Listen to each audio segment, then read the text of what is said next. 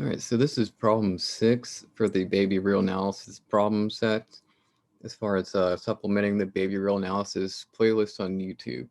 So this problem is taken out of Jay Cummings' real analysis, a long form mathematics textbook, and it's exercise 1.21. So the problem says, let's say you have A is a subset of the real numbers. We denote negative A by taking the opposite of everything in A. Specifically, that is, negative A is defined to be the set of negative x such that x is in A. So suppose A is non-empty and A is bounded below. Prove that negative A is non-empty, negative A is bounded above, and the supremum of negative A equals negative the infimum of A. All right, so that's the problem. And I think intuitively it kind of makes sense. As an example, like your set A could be anything that's kind of crazy looking. So I created these two sets, A and negative A. And so A is this set where you take the union of negative 1/2. So let me draw the number line.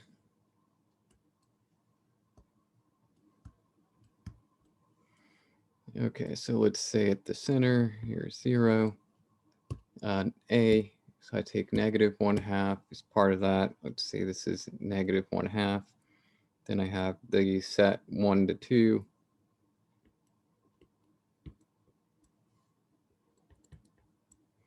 And then the set from 4 to positive infinity. So that's pretty much everything to that direction. All right, so that's our set A. Now, taking the opposite of the elements in A, the opposite of negative 1/2 is positive 1/2. So I'll have positive 1/2. Taking the opposite of the open interval 1 to 2, so that's going to change it to negative 2, negative 1. So let's say that's negative 2, negative 1. And then negative infinity to negative 4 is the opposite of 4 to positive infinity. So it'd be something like this. All right, so that's our two sets.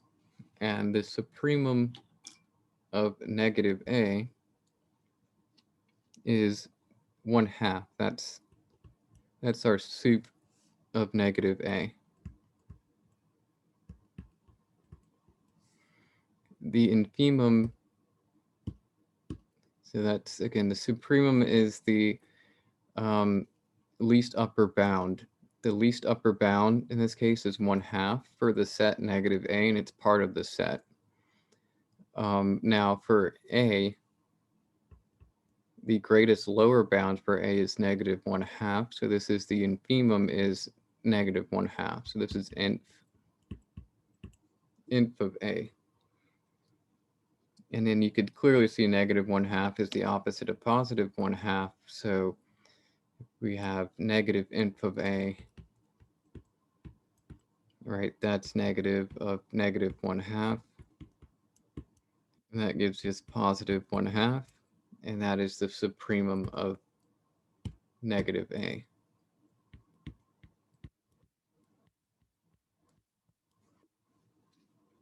So I think intuitively it makes sense.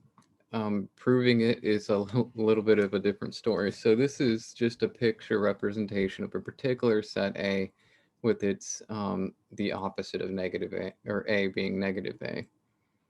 Now proving it is going to be a different story. So I just figured I'd go ahead and show that first before I go into the proof. So let's see. So proof. So we have A is a subset of the real numbers. A is bounded below and non-empty.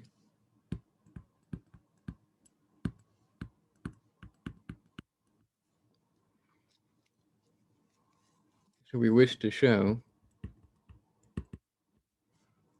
that negative A is bounded above, or well, non-empty and bounded above.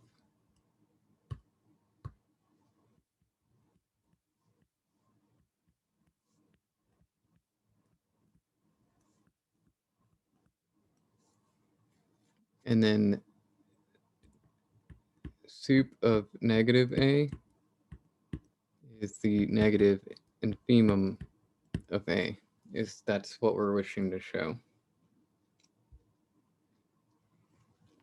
Well, first off, since A is non-empty, then and negative A is the set of negative x where x is in A, then negative A is also non-empty since it takes all of the elements of A and takes the opposite of those elements. Well, A is non-empty, so then there's something in it. So we take all of the somethings and produce a opposite of that, makes us a negative A. So negative A is non-empty because A is non-empty. Let's see. So we know A is bounded below.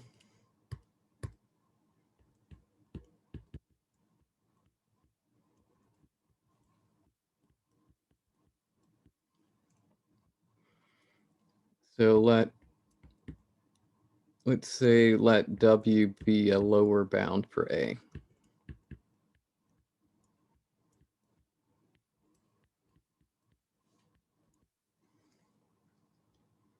So that is for all x in A, we have that W is less than or equal to x. Now if we multiply both sides, so we multiply by -1, so this will be if and only if, we get negative W is greater than or equal to negative x. And so this means negative W is an upper bound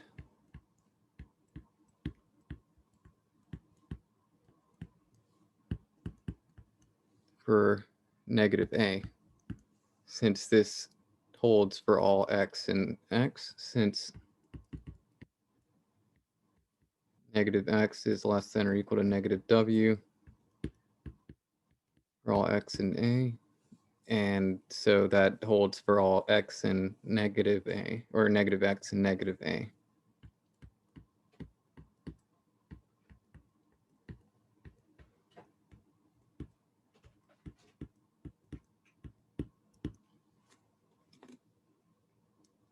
All right, so we've shown negative A is non-empty, negative A is bounded above because it has an upper bound, and so now we can go into the real part of the proof for as far as the difficulty part.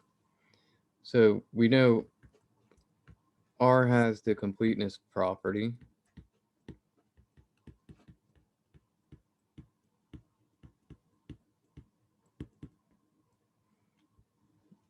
This means any set bounded above has a least upper bound or a supremum.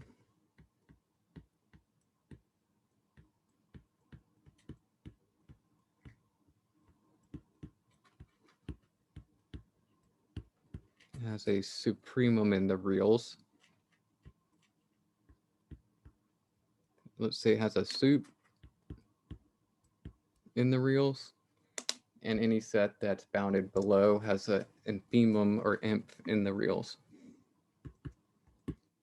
I'm doing the quotations to say this means any set bounded below has an infimum or inf greatest lower bound in the reals. So basically we just said that since our set A is bounded below, so that means A has an infimum or greatest lower bound. So A has an infimum, let's call it, so it has an inf of A, and then negative A is bounded above, so negative A has a sup of negative A.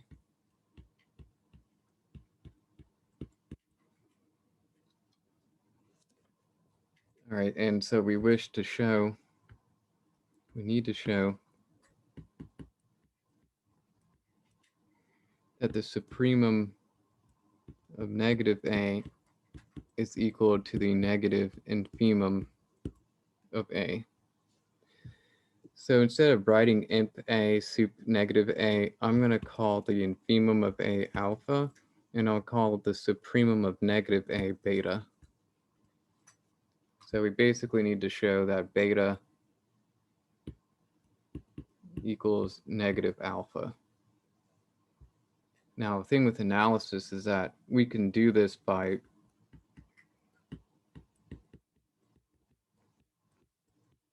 showing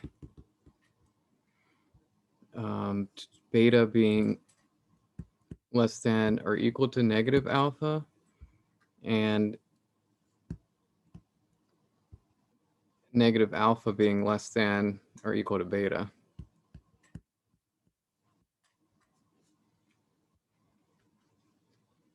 All right, so if we show those two things, then that gives beta being less than or equal to negative alpha, but beta is also greater than or equal to negative alpha, then that means beta has to equal negative alpha. All right, so that's how we're going to do the proof. All right, so before I do the two cases, let's just recall the following definitions for supremum and infimum. So this is sort of an aside just based on definitions. Let's see, so recall. So this isn't necessary to put in the proof. I mean, I am being a little bit too wordy anyways, but I just want us to recall definition of supremum and infimum, and I'm going to go based off of Bartle's definition.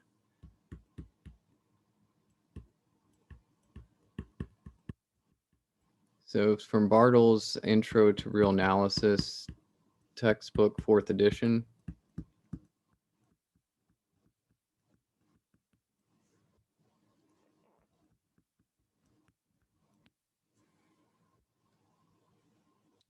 So it says for the supremum part, so for supremum,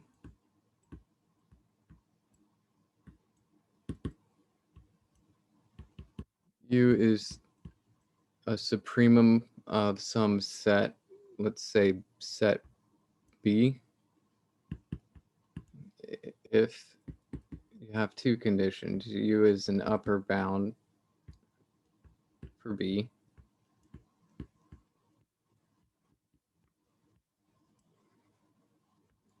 and then if V is any upper bound for B, I'm going to double underline that. So if V is any upper bound for the set B, then we have that U is less than or equal to V. So I'm going to use this definition when I do the proof. And then for infimum,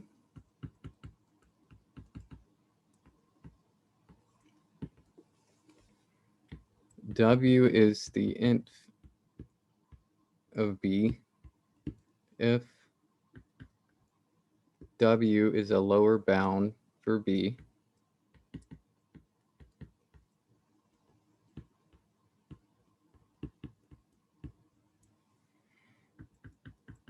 and then if T is any lower bound for B,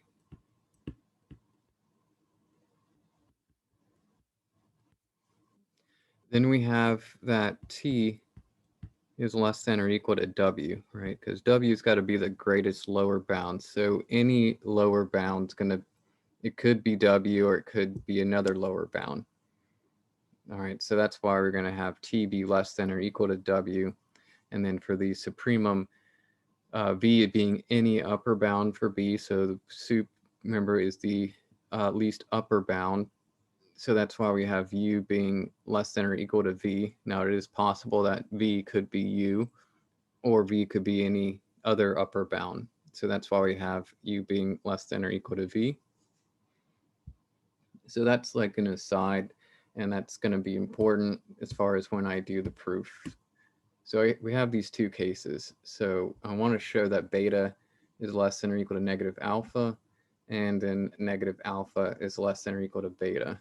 Because if I can show these two inequalities, it's got to be that such that beta equals negative alpha, since beta is both less than or equal to and greater than or equal to. Okay, so case 1, we're going to show beta less than or equal to negative alpha. So, and recall what alpha actually was, right? So alpha is our infimum of set A. So since alpha equals the infimum of A, that means, let's see, how should I structure this? Hold on a second, let me think for a second. Yeah, so alpha is infimum of A, so then alpha is the, okay, we know it's the greatest lower bound, so let's see. Then for all x in A, we know alpha is less than or equal to x. Now, if I can show that negative alpha is an upper bound for negative A, then I can use the fact that we already know that beta is the least upper bound, or yeah, the least upper bound, or the supremum, and use the second part of the definition where it says V is any upper bound for beta, or sorry, for set B, then U is less than or equal to V. So in this case, I'm going to state that essentially if negative alpha is upper bound,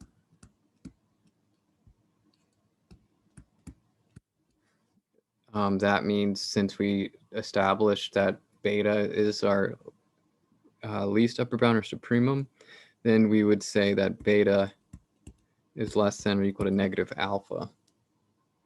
All right, so that's how I'm going to do it. All right, so since alpha is the infimum of A, or in other words, it's the greatest lower bound for A, so it's a lower bound for A, then we know for all x in A, alpha is less than or equal to x. So that's if and only if we just multiply both sides by, or multiply by negative alpha is greater than or equal to negative x. So this means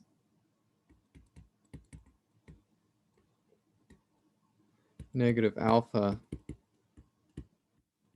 is an upper bound for negative A, because negative alpha is greater than or equal to negative x. And since that was true for all x in A, negative x is such that where x comes from A. So then this holds for all negative x in negative A, because it's true for all x in A.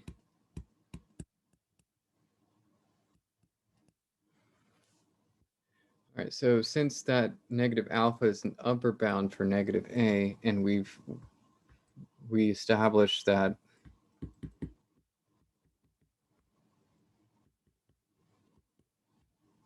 beta is the supremum of negative A, it follows from definition of supremum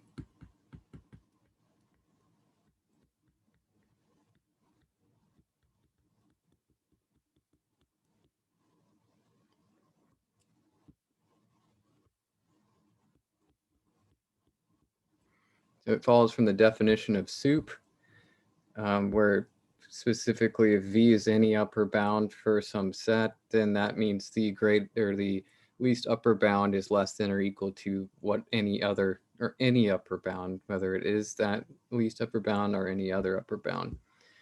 All I've established here is that negative alpha is an upper bound. All right, so since it is an upper bound, then we know when beta is what we're calling to be the supremum of negative A, then we can go ahead and say that since it follows from the definition of supremum, beta is less than or equal to negative alpha. All right, that's what I wanted to show for the first part. Now, case 2.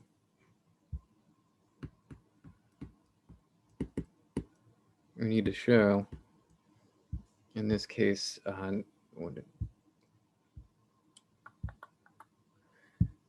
negative alpha less than or equal to beta.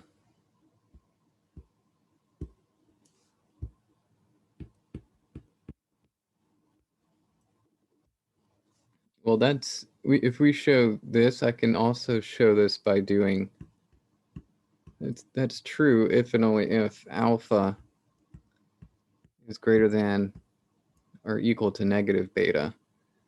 All right, so that's how I'm going to do it.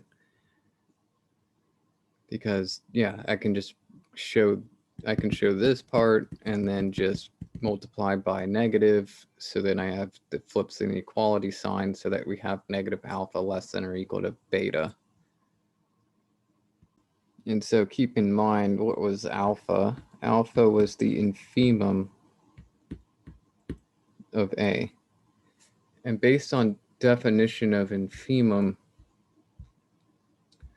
right, so we know in this definition, so alpha is taking this role lower bound for the set. In this case, our set is A. Now, if we have T being any lower bound, so for any lower bound for A, we know T is less than or equal to, in this case, our alpha. But if I show it so that negative beta is going to be a lower bound, so we could say negative beta is therefore less than or equal to alpha, since negative beta is a lower bound. All right, that's how I'm going to do it. Okay. Let's see. So beta, first off, is the sup of negative A, which means that beta is a upper bound.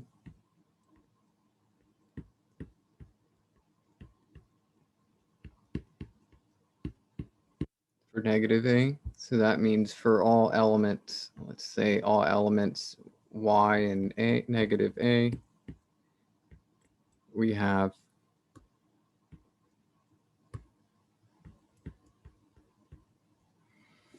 y is less than or equal to beta.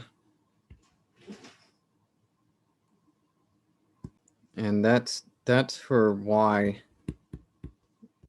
is equal to negative x. All right, so for x is in A.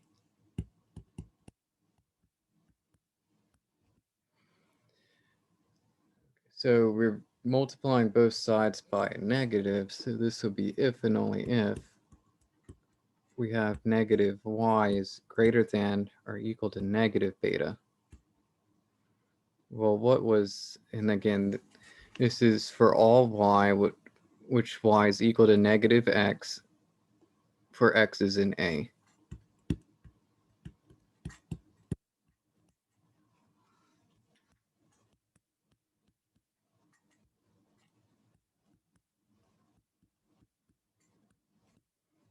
All right, so that holds for all y.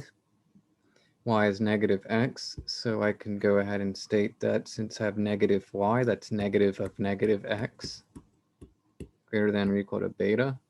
Negative of negative x is just x, so that's x is greater than or equal to negative beta. So these are kind of if and only ifs, because I'm just doing the substitution. And so this is if and only if x is greater than or equal to negative beta. Well, what does that mean? So that means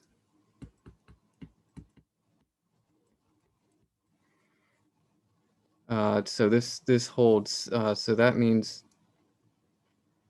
and again, this is for all x and a, since it held for all y and negative a, where y was equal to negative x, and that's for every single x arbitrary.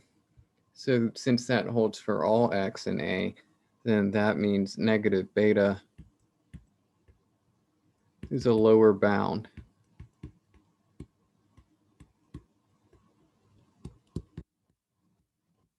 for a. Well, hold on. We already said that alpha is the infimum of a. All right, so since alpha is the infimum,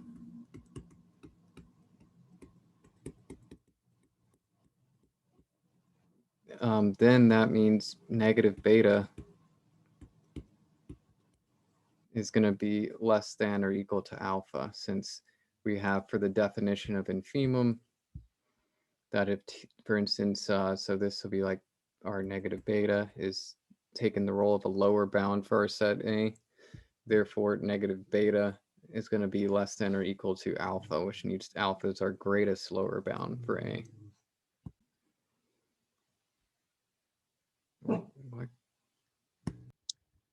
I apologize for that for my dog, and apologize if this isn't the greatest quality video. I know, kind of. I mean, maybe this helps because you're showing my thinking. So the second case, I essentially wanted to show that negative alpha is less than or equal to beta, but that's if and only if alpha is greater than or equal to negative beta. And so we know alpha is the infimum of A. And so I was going to use the definition of infimum in place of where if I show negative beta is a lower bound, then I can say negative beta is less than or equal to alpha based on the definition of infimum was what I was doing. So to do that, beta is an upper bound for negative a, so that just means for all elements in negative a, we have y is less than or equal to beta, and that's for y is equal to negative x, where for x is an a. So that's if and only if, just by multiplying by negative versus the inequality sign. So you have negative y is greater than or equal to negative beta. That holds for all y in negative a, but y is equal to negative x, where x comes from a. And since that holds for all y, essentially that's going to hold for all x.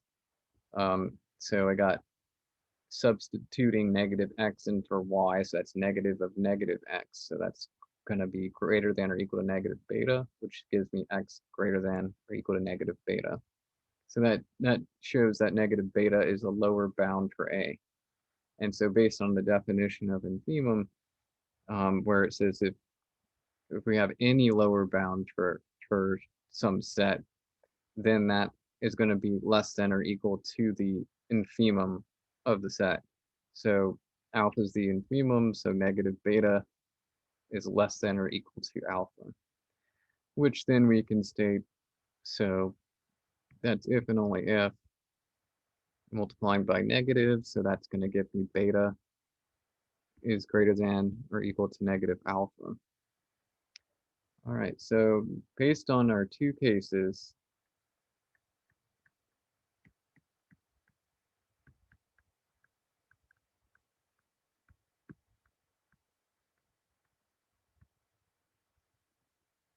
we showed case one that beta was less than or equal to negative alpha.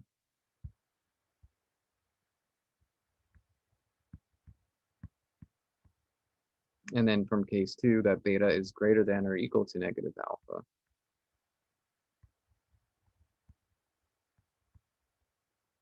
So that's essentially, since we showed that, then this means beta equals negative alpha. Thus, beta equals negative alpha. And what was beta and what was alpha? So beta was the supremum, so sup of negative A is equal to negative, and then alpha is the infimum of A, negative inf of A. And that's what we needed to show for this proof. So this completes the proof. All right, so hopefully, I know I probably said a little too much necessary, and my proofs aren't concise.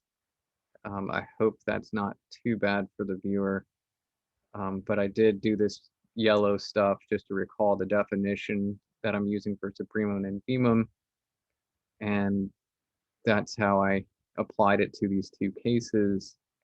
And eventually I got those two inequalities where beta is less than or equal to negative alpha, and then beta is greater than or equal to negative alpha. So then therefore beta equals negative alpha.